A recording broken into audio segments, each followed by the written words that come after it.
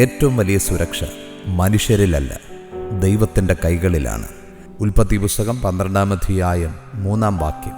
നിന്നെ അനുഗ്രഹിക്കുന്നവരെ ഞാൻ അനുഗ്രഹിക്കും, നിന്നെ ശപിക്കുന്നവരെ ഞാൻ ശപിക്കും. നിന്നിൽ ഭൂമിയിലെ സകല വംശങ്ങളും അനുഗ്രഹിക്കപ്പെടും. ദൈവം അബ്രഹാമിന് നൽകിയ വാഗ്ദത്തമാണിത്. ദൈവം തൻ്റെ ജനത്തിൻ്റെ പക്ഷത്താണ് എന്ന് ഈ വചനത്തിലൂടെ നമുക്ക് മനസ്സിലാക്കാം.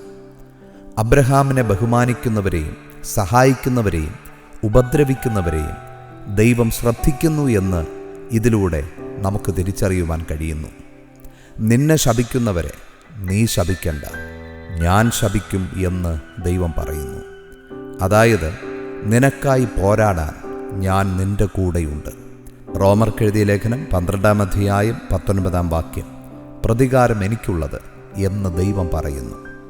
അബ്രഹാമിൻ്റെ പേര് വലുതായത് ശത്രുക്കളോട് യുദ്ധം ചെയ്തിട്ടല്ല, ദൈവിക വാഗ്ദത്തങ്ങളിൽ വിശ്വസിച്ചതുകൊണ്ടാണ്.